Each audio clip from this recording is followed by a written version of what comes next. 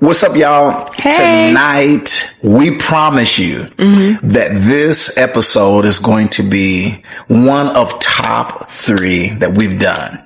Okay. We're dealing with part 2 of neglect. Right.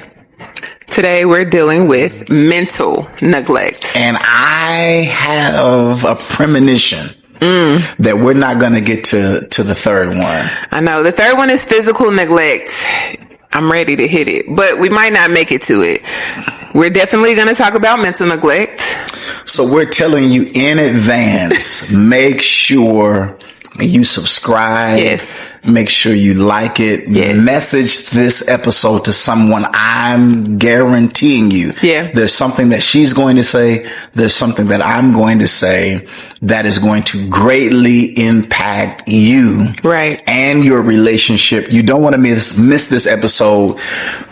I think that she's going to say a lot. I think that she's going to. Oh my God. We're going to talk about the cause, the effect, and the solution of mental neglect and physical neglect. But if we don't get to physical neglect, we'll just do it next week.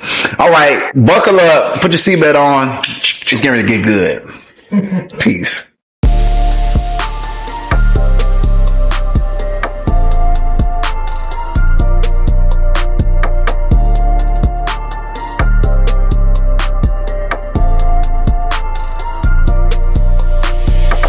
Ladies and gentlemen, we are back for another episode of Marriage is for Grown Folk.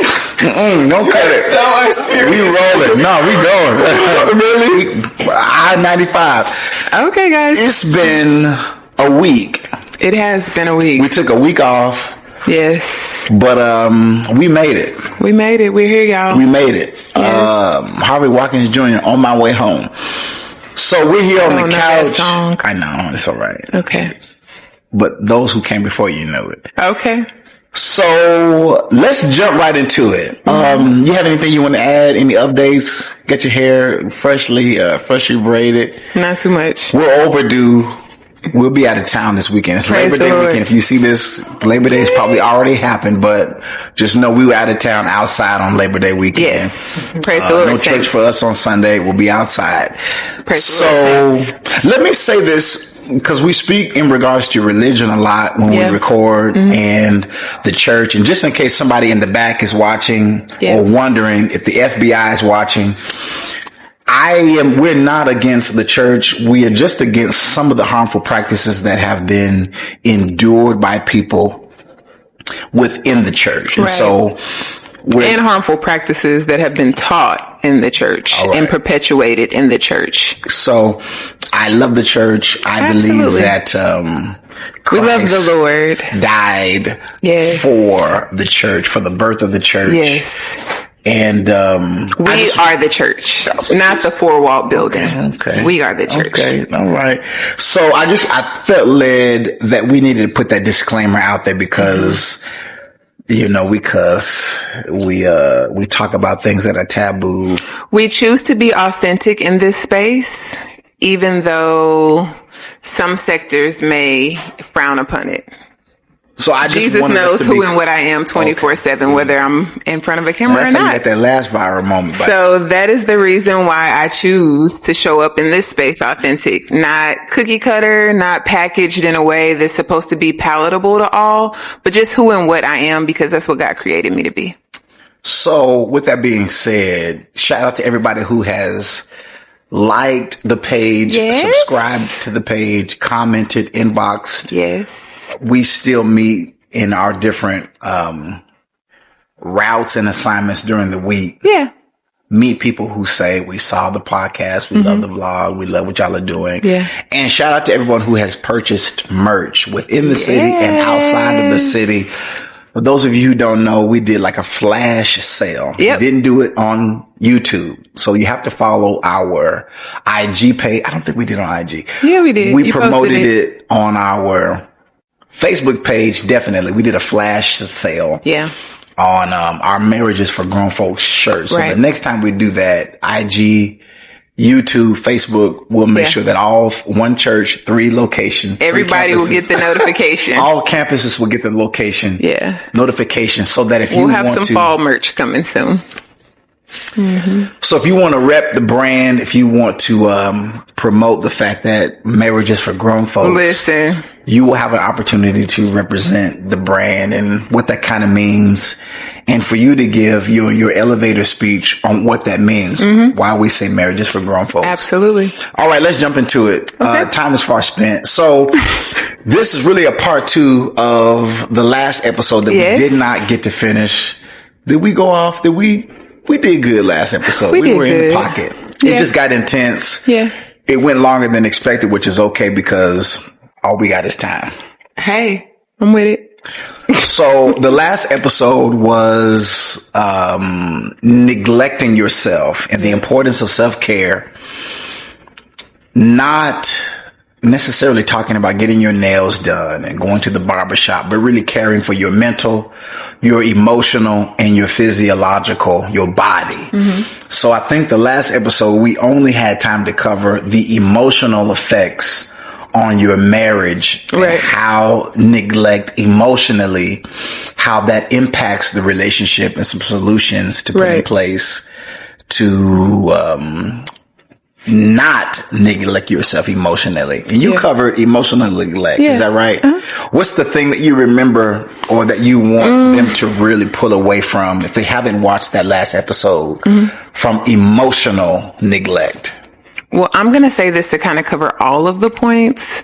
I think the bigger picture message that we are trying to give is when you neglect yourself, like emotionally, mentally, and physically, we have a tendency to think that it's not going to spill over into our other roles and it won't affect the other people around us because it's like, oh, well, it's just what I need. I can wait for what I need.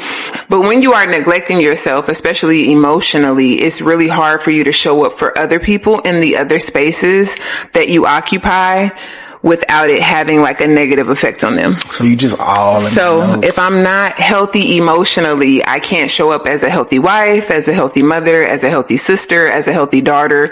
I can't show up in those roles appropriately if I am in a deficit. Now, you said something that made me think about me. We'll tie it into y'all, but this is about me. I really, in relation to what you said about emotional neglect. Yeah. This is just a thought. Ooh, this Tulsa tongue. This is just a thought. You're from Kansas, not Tulsa. I know, but I've been here long enough to get that, and I'm trying to get it out.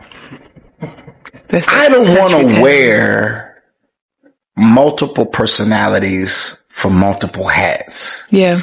So like the dad, the career man, the preacher, the social justice advocate. The comedian, the person that's quirky, the dad.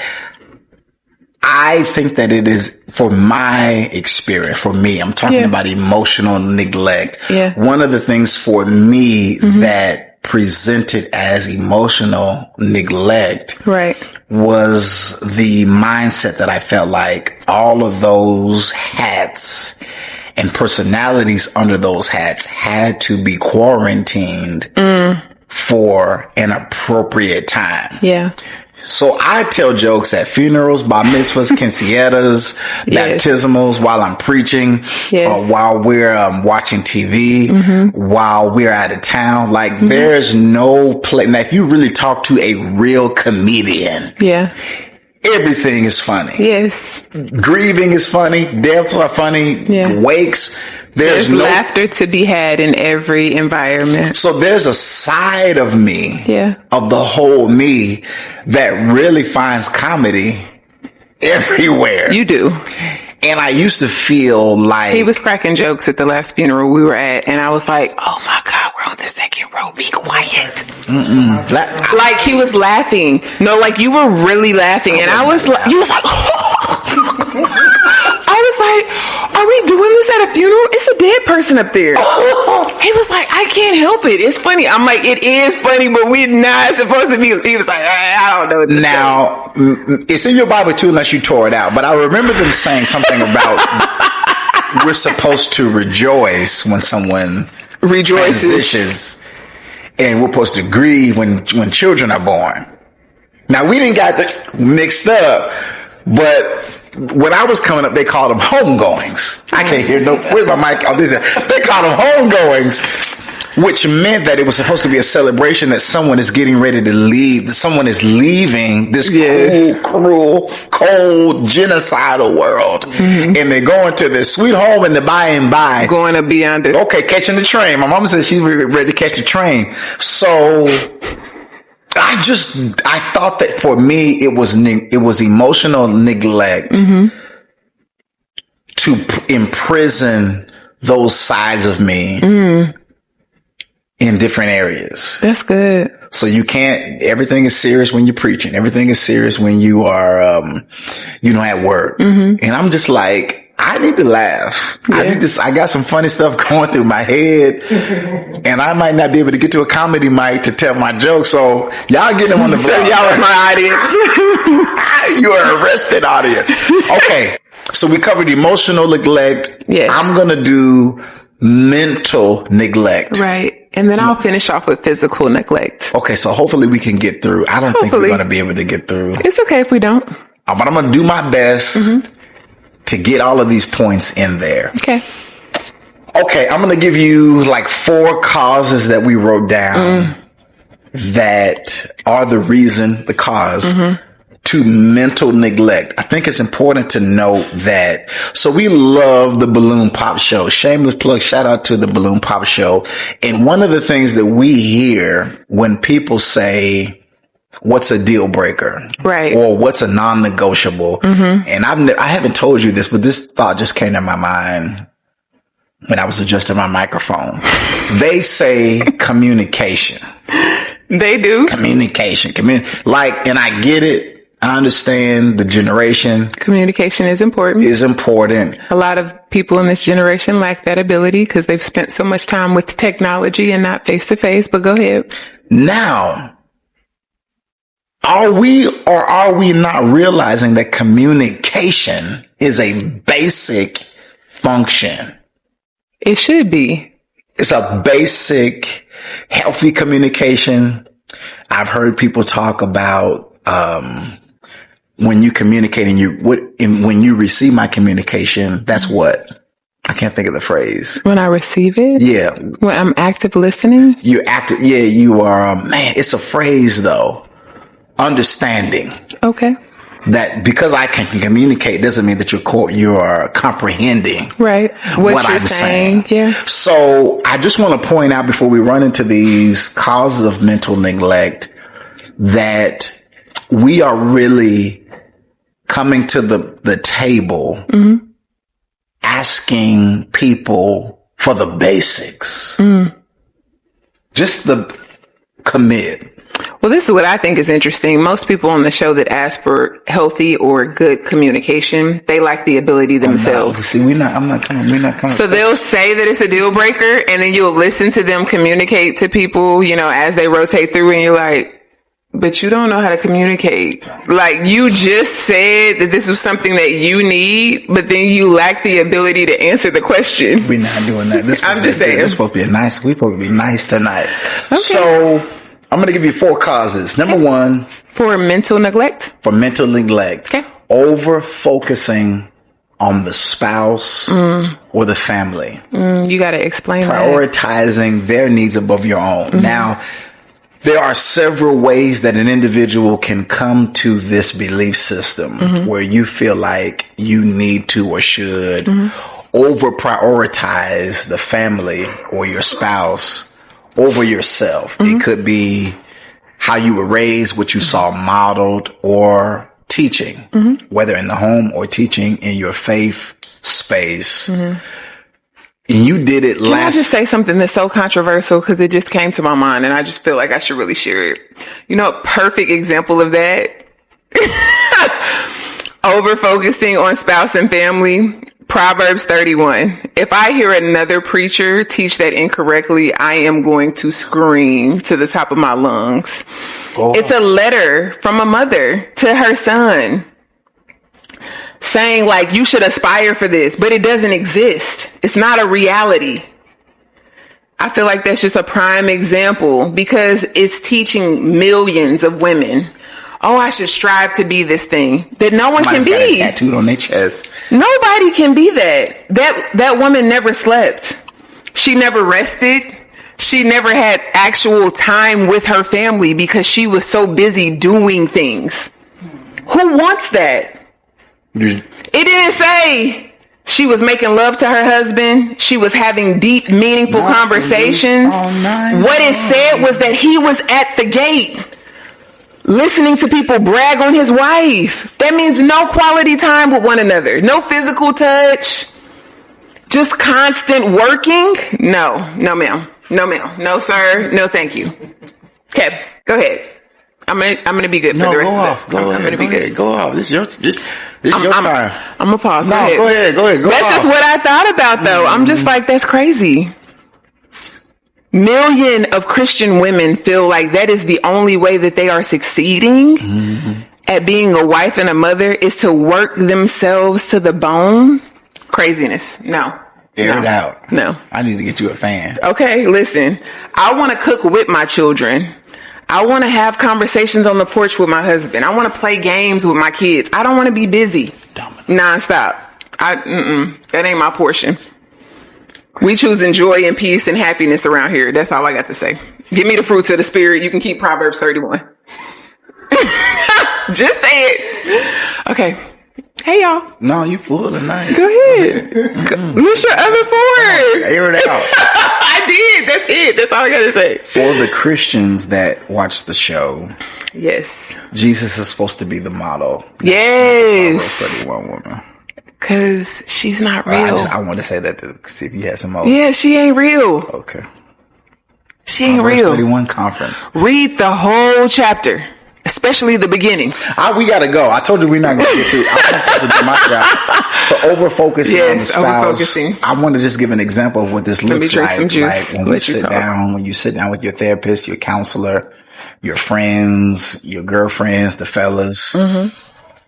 We have this tendency to overfocus on things and people on the outside of us, but rarely take inventory and accountability to our part in what we have involved ourselves in. Yeah. The Christian artist Jonathan said comparisons will kill. All right. Mm-hmm. So it's very easy. And I think we know why we do that. It's very easy to point the gun on the other person. Mm-hmm. But there comes a point in time in your maturity and your growth that you must ask yourself, what was it in me or what is it in me that attached myself to this situation or to this individual? Because you cannot change anyone outside of you.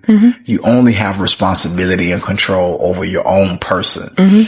Okay, so prioritizing your needs or their needs above yours. Right. That looks like just making sure that everybody has what they need and putting yourself last. You talked about in the last episode that when you're on an airplane, the stewardess or the stewardo says to put your mask on first in the case of an emergency because you cannot render aid to the person that's with you if you're unconscious. You've got to take care of yourself first so that you can render aid. Did you say stewardo? Stewardo. I think stewardess. Steward. Or stewardess. Stewardess sounds feminine, just like evangelist. Steward or stewardess. Oh, steward. Steward. I've never heard that. You just taught me something. So number 2, under mental neglect, cultural and religious conditioning. Oh God. We're going to get parked here. I'm trying not to park here. I'm not. But it's really parkable. Believing that self-sacrifice is the only sign of, I think we're going to just park here. Let me just crash out for a second. Jesus paid it all. He died on the cross, a gruesome death, so that we do not have to self-sacrifice. Okay. He already took all the stripes. He already hung his head and died. An innocent man took on the sins of the world. I want to emphasize that. The world. Ready? The world. So that we don't have to self-sacrifice. That is insanity. That's some old slave stuff. If we just being real honest. We're gonna do it tonight. Yeah, that's some old slave stuff. Marcus, get ready. To make you Don't think edit none of that.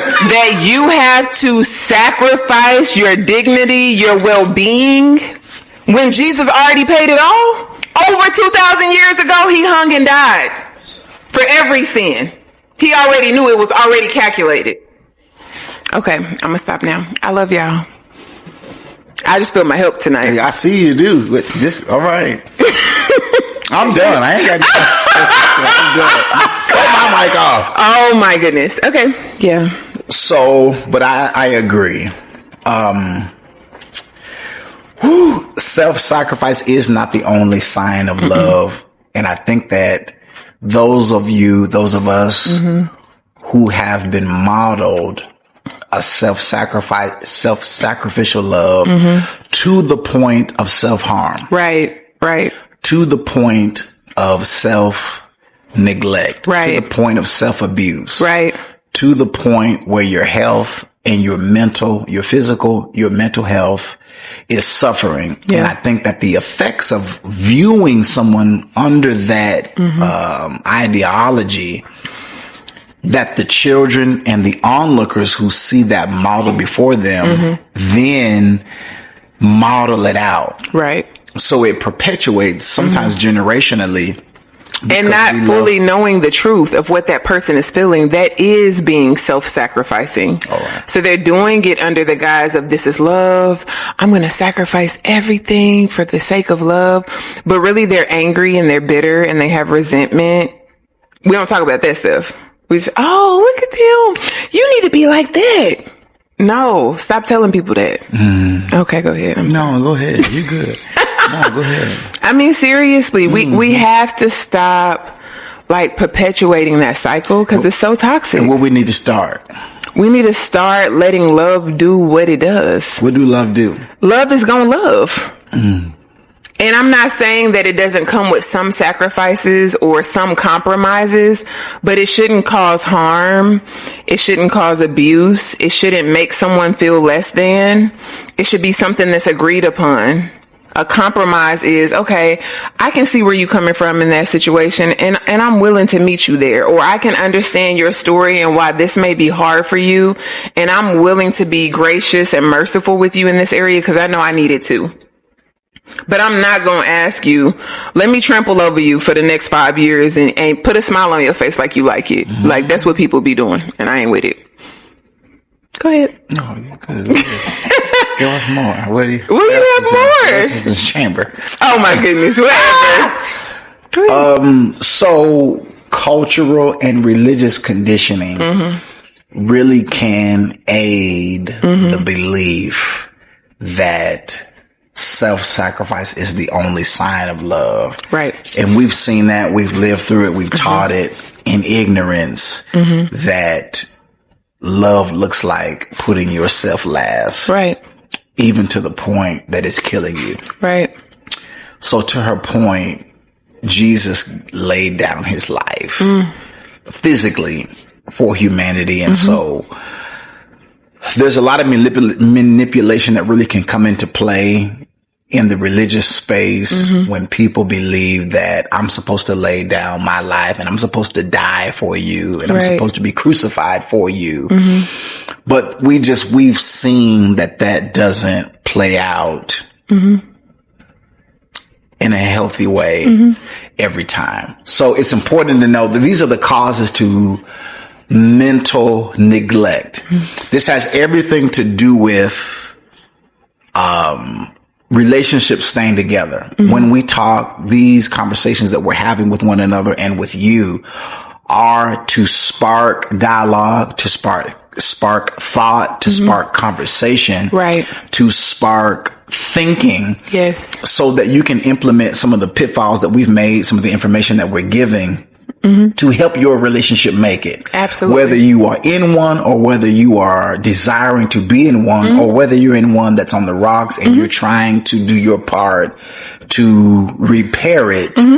This is what this is for. And so we're giving these causes to let you know that like we've been here. Every one of these causes, we've lived it at some point in our life. Yeah. Okay. Number 3, fear of conflict. This is one of the causes to mental neglect is that there are those who are watching this that have a fear of conflict. Now, there are some of you who are with the smoke 24 hours a day, 7 days a week. You wake up on that 365. smoke. If you were a volcano, there's always smoke coming out of it. Don't play around it, because at any point in time you can pop off. Erupt. But there are others of you, based on your upbringing, based on your DNA, etc., that you would rather not. Right. And the fear of confrontation and conflict can have equal or more bearing negatively on your mental. Absolutely. So just because you don't go off and talk with your hands and shoot and stab or threaten to shoot and stab doesn't mean that your lack of confrontation means that you're in a better headspace. Doesn't mean that it's what you're feeling is not taking the same or a greater toll on you. Absolutely. Just because you're imploding instead of exploding. Yeah.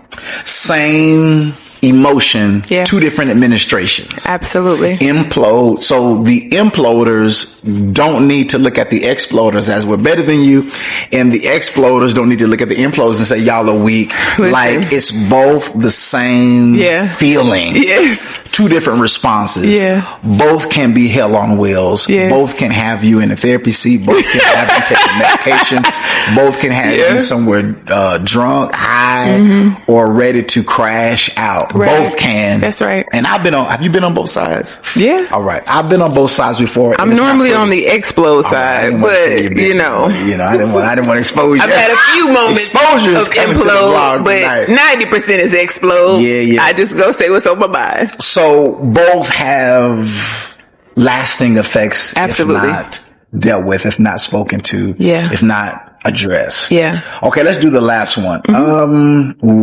These both are good. I'm gonna hear what you had to say about these last 2, but let me pontificate on these last 2.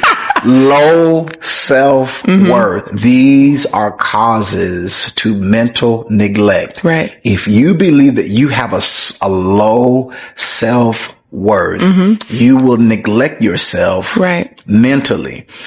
And I have to say this, I want to hear what your thought is. I have to say this regarding faith communities and religious environments, because we were taught that we are filthy, that our righteousness is filthy rags, and that how it was messaged and communicated to me is that you should not prioritize you.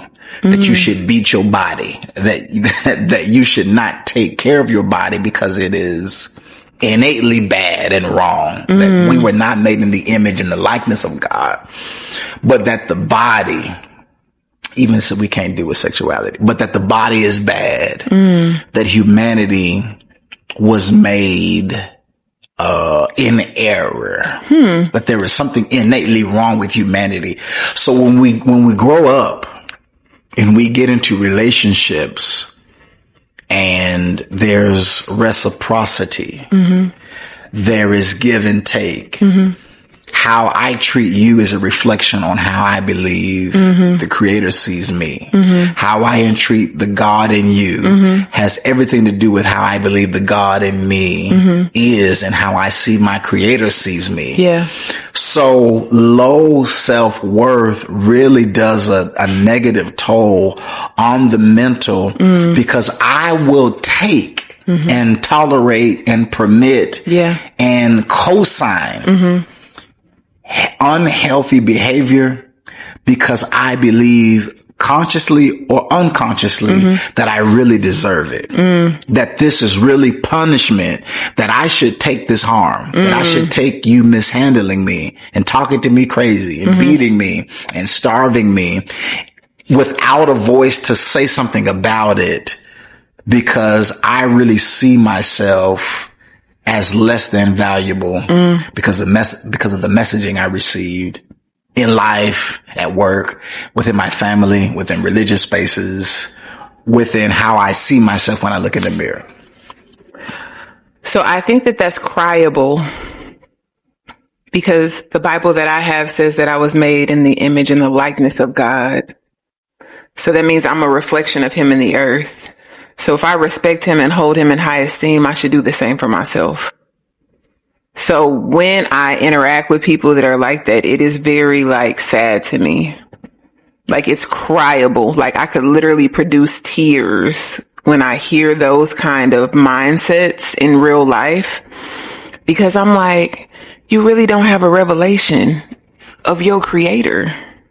Because if you had a revelation of your creator, then you would know that you were made in the likeness and the image of him. The creator, the all-knowing one. So for me, it's really sad, because with that knowledge of I am made in his image and his likeness, although I am not perfect, I know that I am good enough. All right. I know that I am enough. I know that I am loved. I know that I am powerful. I know that, all of the things that come along with it, I can embody those things on the good days, on the bad days, because my creator said I was made in his image and in his likeness. Okay, pause. Red hair, freckles, tall, light-skinned, all the things. I was made in his image and his likeness. And this is what's even more amazing to me. God is so huge and our brain is so small in its ability to comprehend. Think about how different and how unique each one of us are, but we were still made in his image and his likeness. Come on now. Ain't nobody's handprints. Listen, not even identical twins have the same fingerprints, but we were made in his image and his likeness. Okay, so you can't talk about the vastness and the greatness of God. Listen, because I'll start calling out his names, Alpha and Omega. Just saying. She can do a press conference. Have both mics. You can't tell me he the beginning and the end and then think I'm going to feel little about myself, baby. No. Because I was made in his image and his likeness. These are my points. Just saying. So let me say something that our brother there. Brandon said in regards to that. Mm-hmm. He said, I am good enough alone. Not without community. Right. I'm not talking about community. I ain't talking about community. Yeah.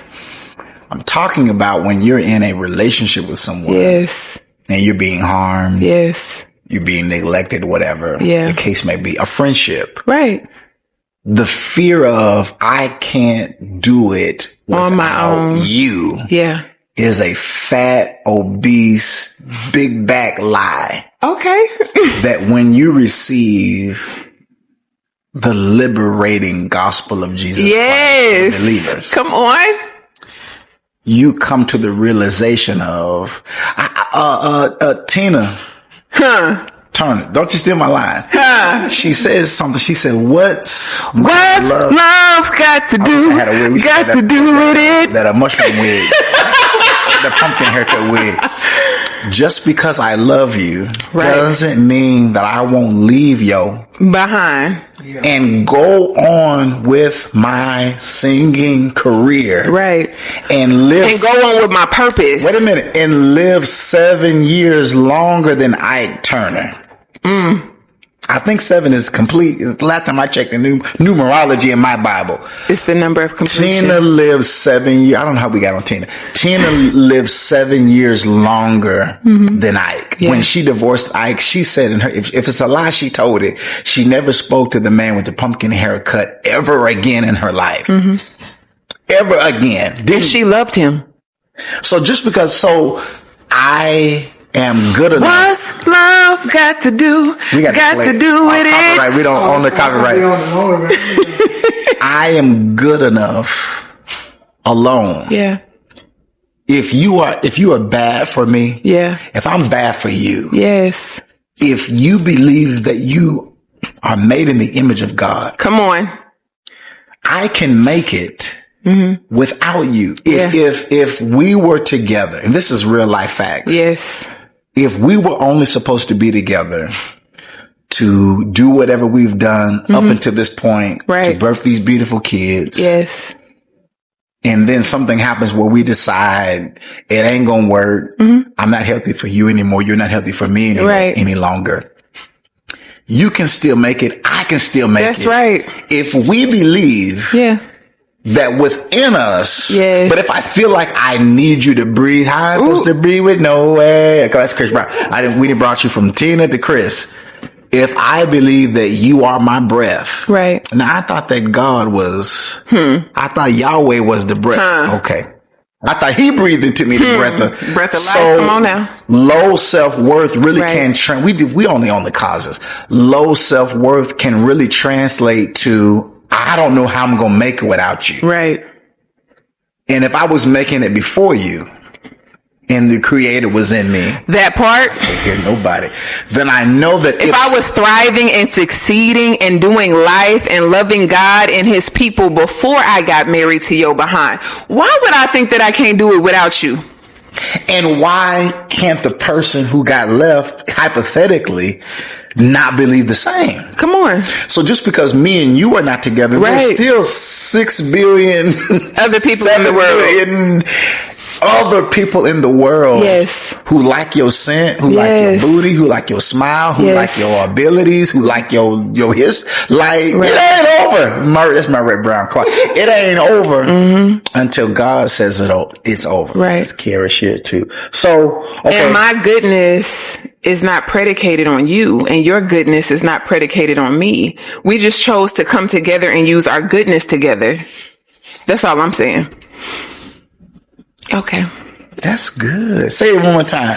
My goodness is not predicated on you, and your goodness is not predicated on me. We made a conscious decision to bring our goodness together to move forward and do purpose. And make magic. Here we are 18 years later, sitting on the couch in our home. Yes. We went from the phase of fighting each other. Right. To then looking within. Right. That's phase 2. This is the real. Right. Okay, let me start it over for the real. we went from the phase 18 years ago. Yeah. From initially fighting each other. Right. To then looking within. Right. To address the problem within. Right. To now finally 18 years later to resolving the conflict internally on the inside, to now being able to take those lessons learned to help others. So like, I like what you said say what you say about goodness. My goodness is not predicated on you, and your goodness is not predicated on me. We chose to bring our goodness together to move forward in purpose. And if we don't die together, hand in hand, you can take your goodness and I can take my goodness and maybe give that goodness to somebody else. Maybe. And it might still be magical. And that is okay. All right. Come on. Okay. So these are the effects. Yeah. We dealt with the causes. Right. Cause of mental neglect. Over-focusing on spouse or family. Right. Cultural or religious conditioning. Yep. Fear of conflict and low self-worth. Those are the causes of mental neglect. Yeah. These are the effects. And busy schedules. Okay, busy. I wasn't. Yeah. Okay, busy schedules. I'm going to just run through these. I think that you can.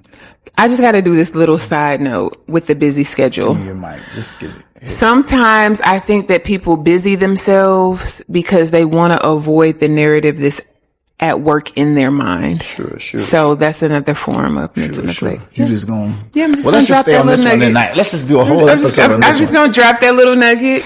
Okay, so I'm going to give y'all a real live example. There was a time in my traditionally pastoring and working what they call a secular job that I really felt like because of the way that I had my identity tied to my work, that I was a human doing, not a human being. I did not feel that it was appropriate to take breaks. You really said something right there. A human doing, not being. Yeah. We human being. Yeah. You said something right there, sir. So, I want to say this to busy work schedules. Cause you said sometimes we can use work to avoid. We make ourselves busy to avoid the voice or the narrative that we have in our brain. And for me, my labor, my identity was in it. So I wasn't just working to do the job. Right. It gave me a sense of self-worth. And identity and validation. Mm-hmm. So the only time that I would stop is when I got sick or I was made to stop. Right. That's true. So busyness to avoid the internal messaging that we might have, or busyness because busy is who I have told myself I am. Ooh. Who am I when I'm still? Who am I when I'm not doing? I'm a human being. All right. Okay, so let's deal with Some people will effects. catch it. Some people will catch it. Effect. Yes. These are some effects of mental neglect. Yes. You do the first one since you hot tonight. Woo! Resentment and burnout, baby. Tell us. Okay. So resentment and burnout will make you feel drained. It will make you feel overwhelmed. I feel like resentment and burnout makes people like snappy. Like little things that you normally are able to fade or just be like, oh, it's like it becomes this world event, like this big injustice. Just, oh my God, I can't believe. And it's like, it really wasn't that big of a deal. Have you ever seen someone that was free?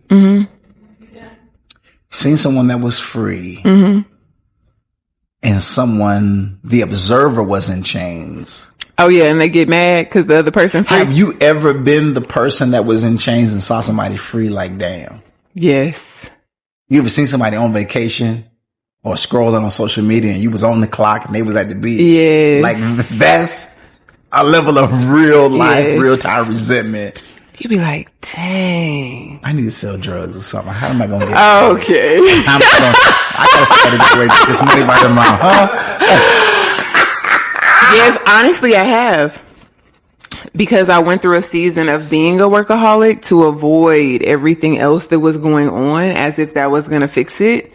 But then I was angry at everybody else who wasn't a workaholic, as if they made me be a workaholic, and they did not. It was my choice to like run myself in the ground. It was my choice. Like John would say to me, like, babe, you should rest. Babe, you should. I'd be like, I gotta do this and I gotta do this and I gotta do this. Like I literally used to come home from work and stay in my scrubs until I was about to go to sleep. Because for me, it was like, okay, if I'm in uniform, that means I'm working. So I would work, sometimes 12, 16-hour shifts. And then I was coming home. I'm cleaning the house. I'm cooking. I'm doing laundry. I'm checking homework. I'm doing all of these things like it's normal and okay. And mad while you was doing it. Yes. Because now you're talking about sleep deprivation. You're talking about resentment and you're talking about burnout. But this is where I have to take accountability and ownership. I was doing all of those things and nobody required or demanded me to do those things. But internally, because I had bought into lies and conditioning, I believed that the only way that I could say, oh, you're a good wife, you're a good mother, you're a good person, was for me to overachieve in all of these areas. But it left me in a deficit. And really, like looking back, you know how people say hindsight is 20/20. I really was failing. Like, okay, I was cooking a good meal. Okay, my kids were making good grades. The house was clean. The clothes were clean, but they weren't really receiving me. Y'all did not have access to me in that season. Y'all had access to what I could provide, but y'all didn't have access to me as a person. Let me add this to that. Yeah. And that moves us to our next one. Your condition as an individual. Good, rough, unwell, sick, at a deficit, overflowing positively, whatever state you are in is a direct reflection of the state of the marriage. We've said it before, but I think we need to say it again after you just said what you said. The marriage is the byproduct of the state of the participants. Absolutely. Absolutely. So I think when we say the marriage is unhealthy, it's as if we're speaking in regards to an inanimate object. Yeah, like an entity. Not like we talking about the people in it. Yeah. How can you say the marriage is toxic and you are 50% of it? That's called projection. I'm going to project it to a title so that I don't have to say I'm toxic. Because if you can state the marriage is toxic, you are in proxy saying I'm toxic. and that means that you, as 50% of union, right, or as 100% of one side, absolutely, have some part to play, absolutely, in the status of that relationship, whether you caused it or whether you get to aid in repairing it. Whether you caused it or upheld it, you still got a part to play in it. I'm just saying. Whether you choose to get involved. Debo said it like this. You want to tell him what Debo said? I'm going to let you tell it because Friday is his favorite movie. I just wanted to give you space and opportunity. Either you're going to get involved or you're going to get knocked out. What Debo is decreeing and declaring to Smokey is that you're either going to participate or I'm going to test your jaw. In other words, no matter which way we cut it, I'm going to get this money in Stanley's house and you are going to involve yourself, whether my fist is going to touch your jaw or whether you're going to help me rob Stanley's house. You have no choice but to involve you. I have involved. When you stood at the altar and said, I do, you meant I do to the good. You meant I do to the bad. You meant I do to the bull. You meant I do to the good times where the happier. You said I do to all the smoke.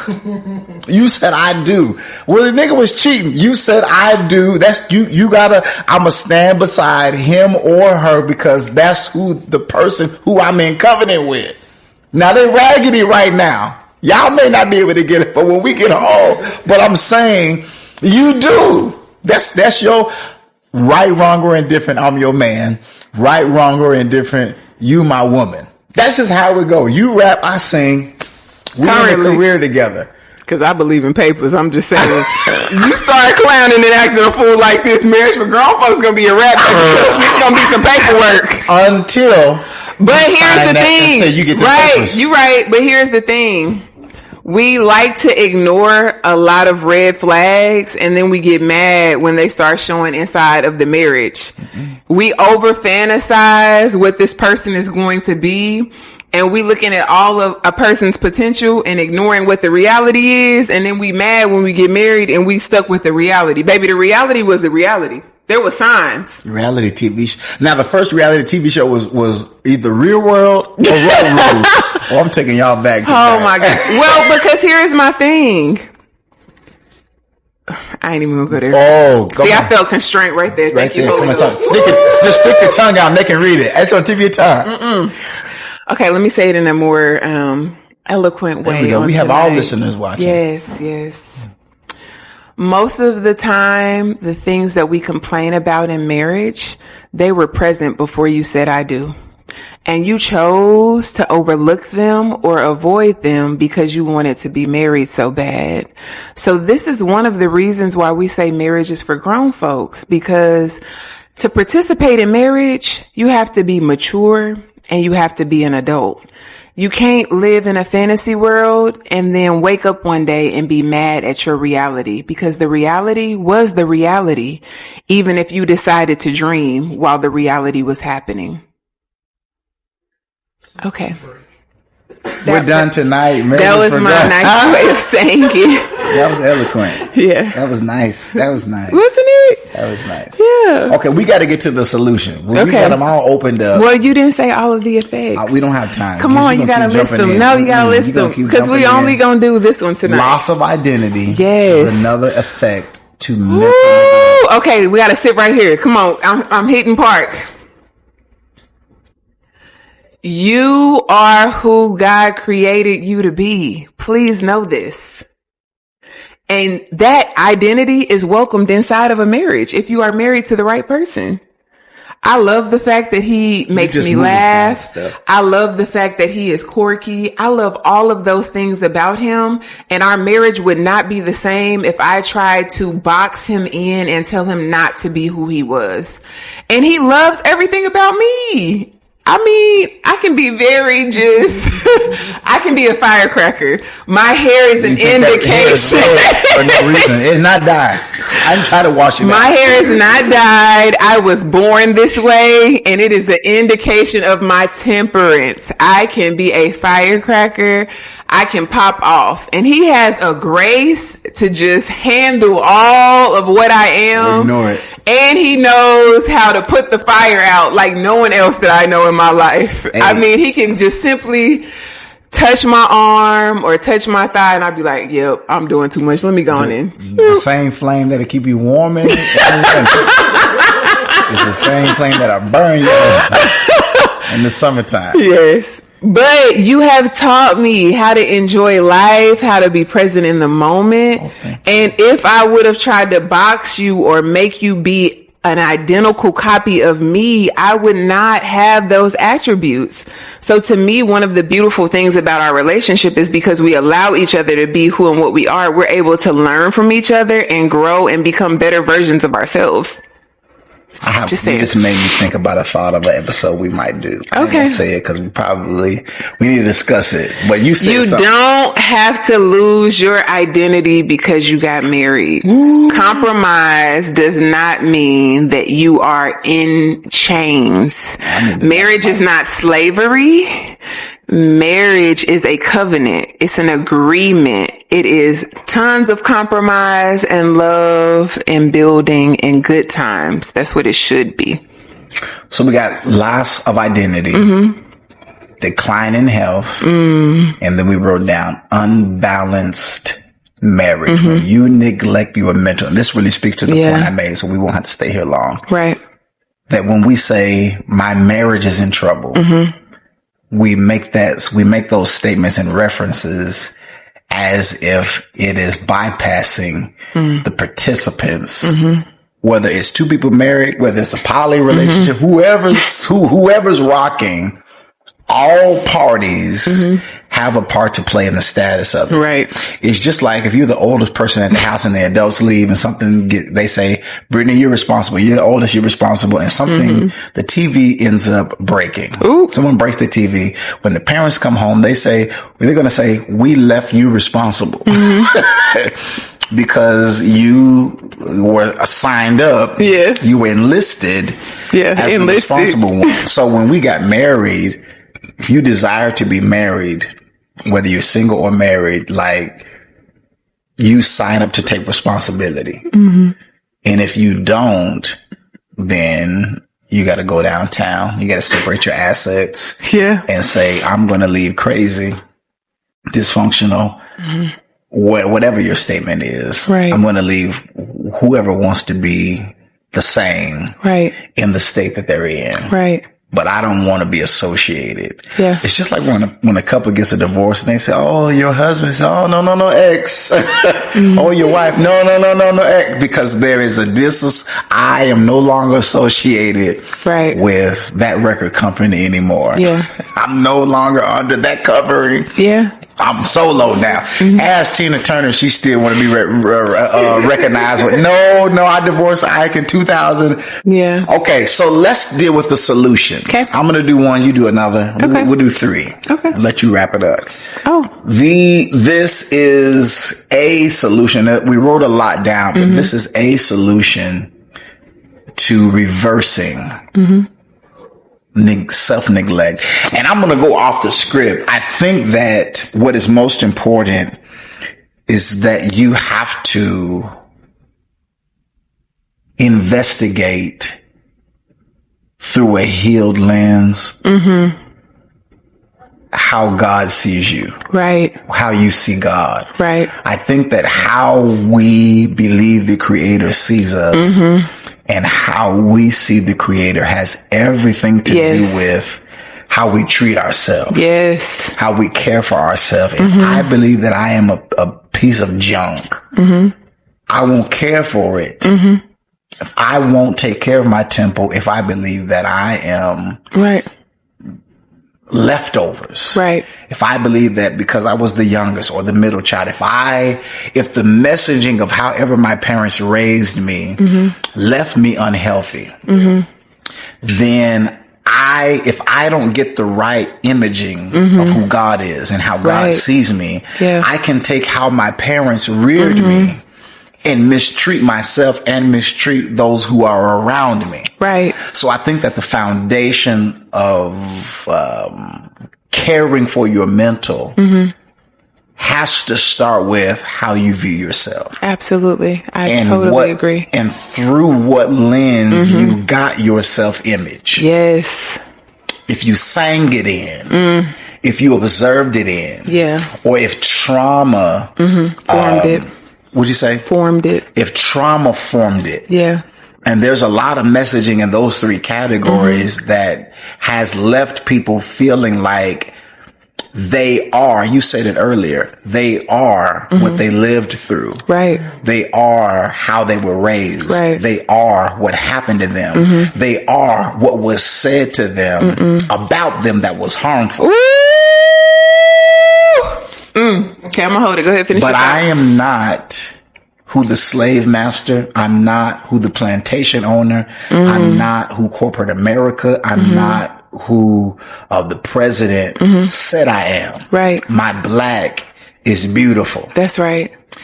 I was fearfully and one I was. Now, either we believe that we were shapen in iniquity, or we believe that we were made and created in the image of God. We've got to choose one of the two, because both are polar opposites and will send you down a route of either positivity, of self-confidence, or self-harm. Right. I oftentimes ask people when they start going off on how they don't like who they with, what was it in you that picked them? Ooh. What was it? It's something you getting out of it. What drew you in? Okay. That's the question.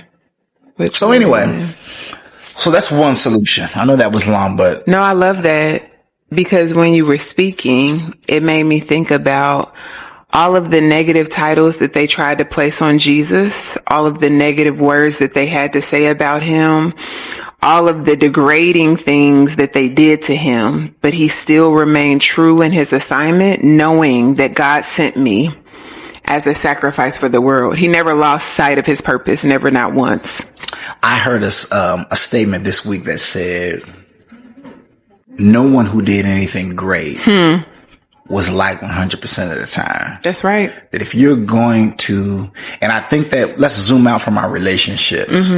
We've got to resolve the conflict within. Right. And we've got to come to some kind of mutual understanding about who we're doing life with. Yeah. So that we can do what we are born to created to do. Like if trouble is at home, it's going to be a distraction to the mission as to why you were born. Yes. And everybody's mission is their marriage. Like there were some people who got married and got a divorce and still had to continue on the assignment. Right. Nipsey Hussle said the marathon continues no matter what's on my record. Yes. I want to help my community. Whether that's rapping, whether that's owning a store, whether that's giving back to the community, throwing out turkeys on Thanksgiving, the marathon. And even after his murder. Yeah. People are still saying we got to continue on the mission, because it wasn't about the individual. It was about the mission that the individual picked up. Yeah. So it's almost like sometimes we're zoomed so close in that we can't see the whole.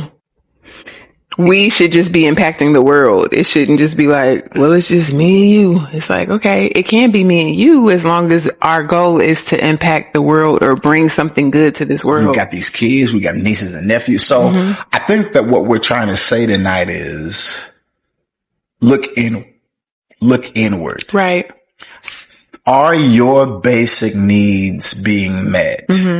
And if the person that you're with can't meet them, who can meet them in a safe manner? Ooh.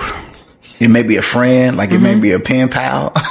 It may be a prayer warrior. He's taking us back. He said pen pal. Back, but you just won't, I don't think we can.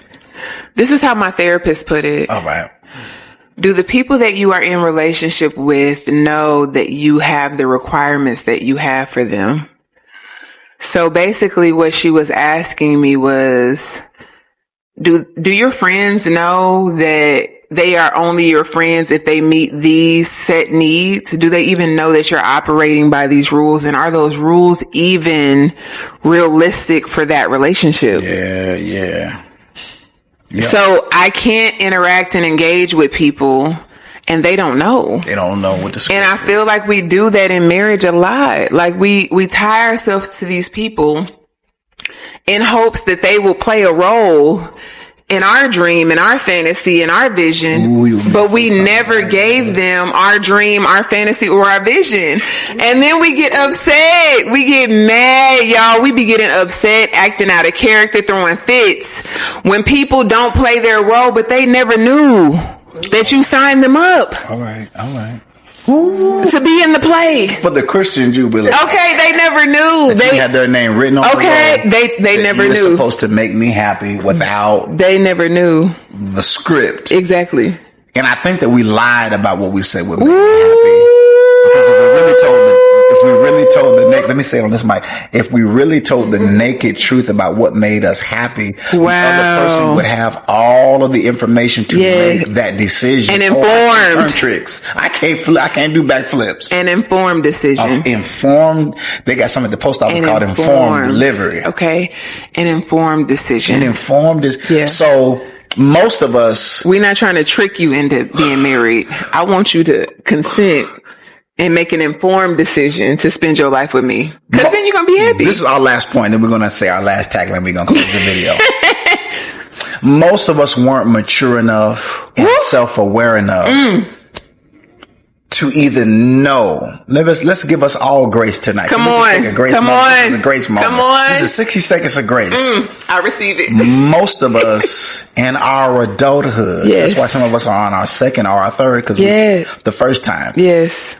This is for those of you who are not married. So you don't have to the first time. Okay. Most of us did not know us enough. Right. To be honest with ourselves, with ourselves first about what we need. I need boots knocking. I need you to, I need you to do. This is what I need. And I'm not taking anything less than that. Right. I want to slap on your cheeks while you're cooking for me because I can't cook. Okay. They say I can't cook. Okay. Are you willing to learn to cook? No, I'm not. Okay. Then I'm popping your balloon because one of the things that I need to be me in this relationship is that I need to lift your cheeks up, like being honest about what we need. But I think that where we're running into the conflict, that we've got the cart before the horse, is that we're finding out about us in a marriage with the kids. Right. With a mortgage, with a lease, with a car insurance, with car payments, with church, with trying to further our career, and make sure our edges, and do health insurance, all while the orange man is in the White House breathing out threats against brown and immigrant people. Okay. And here's the problem with that, right? You discover and find out who you are once you have tied yourself to all of these responsibilities. And now you're looking at how much collateral damage will be caused by separating yourself out. Give her 2 mics tonight. I'm just saying, that's the crazy part. Because we don't take the time to investigate and find out who we are in our singleness. Because we are in such a rush to attach ourselves to somebody because we feel like that is going to be the thing to give us value and worth. Because we are believing the lies of society that I am less than if I am alone. That I am less than if I take the time to become whole before I enter into marriage. Because we are believing these narratives, we are entering ourselves into marriage, not prepared for the responsibility and the maturity that it takes to thrive in it. We used to joke every year, because I'm telling y'all, it is nothing but the grace and the mercy of God that kept us together for these 18 years. We ain't here trying to make y'all believe this been perfect, because baby, it has not. But what we have learned is that marriage is seriously for grown folks. You say, I got a t-shirt. I got the t-shirt. Like, we have lived it. So every year on our anniversary, we used to joke and be like, God take care of babies and fools, because we was both. And it was nothing but the grace of God that was keeping us. He had to extend grace to me. I had to extend grace to him. And we had to do it for ourselves. And we had to extend grace to ourselves, all while we had losses, while we had gains, while we had grief. There were so many things that we were experiencing in real time while we were trying to get this marriage to jail. And it is nothing, listen to me, all caps, it is nothing but the grace of God that has been able to keep us. They say hell and high water. Now, I've never seen both at the same time. I've seen high water and I've seen what a living hell looks like. I can't imagine both. We lived through both. Both. In some kind of way. I mean, yeah. The first year alone, we got pregnant. Was around your throat and your hands was around my throat, like the Simpsons. I wish he would stop saying that, because we were not physically abusive to each other. I'm just going to make that disclaimer, because I don't want anybody to think that physical abuse is okay. We're joking when we say that. But it is reality. But we were really like yelling and screaming and coming for each other in a very real way, and like tearing each other down with words for sure. And on top of that, we were trying to figure out life. Like, I was in nursing school. He was trying to figure out how he was going to provide for a wife. I got pregnant. We got custody of his sister. I buried a child. Like, we became youth pastors. All of those things happened in less than 12 months. In less than 12 months. And I was 21 and he was 22. Our brains were not even fully developed. And we had all of those things on our plate. And that's not even including paying bills. That's not even including groceries, cooking meals, communicating, making love. That wasn't including any of those things. So please hear me when I say, if you are single, baby, enjoy your singleness. Don't be in a rush. Make sure that you are prepared. Don't let anybody make you feel less than for being single. If you are married, give yourself grace and mercy wherever you are in that marriage, because you may be 5 years in, you may be 8 years in, you may even be 10 or 20 years in. But if you don't know, you don't know. So when we're talking, when we're having these conversations, when we say we're hoping that it triggers a thought or creates an atmosphere for a conversation to happen, that's what we mean. Because until you know, you just don't know. Until you have the help and the tools, you really just don't know. So that is really why this is our passion. Because we don't want people to have to go through what we go through. We trying to help. And if you are going through what we went through, we want you to be free. We want you to be able to walk through it and get healthy and whole. Or we want you to feel liberated enough to walk away and say, hey, we got to just count our losses. Because both are realities sometimes. Okay, last point. Then we're going to say marriage is for girl. We're at 5, 4, 60 seconds.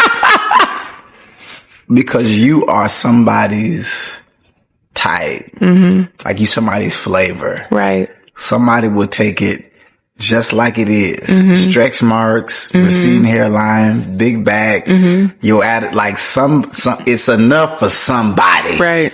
Even though you may not be, fully healed on your healing journey, whatever that looks like.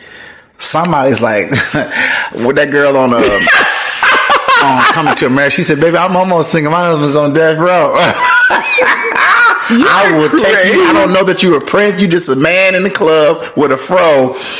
And I would gladly, husband you up. Cause the one I got is doing the M1 charge with wide receiver numbers. I would gladly marry you. But he passed her up. My name is featured. So we got one thing to say. We've got the t-shirt to prove it.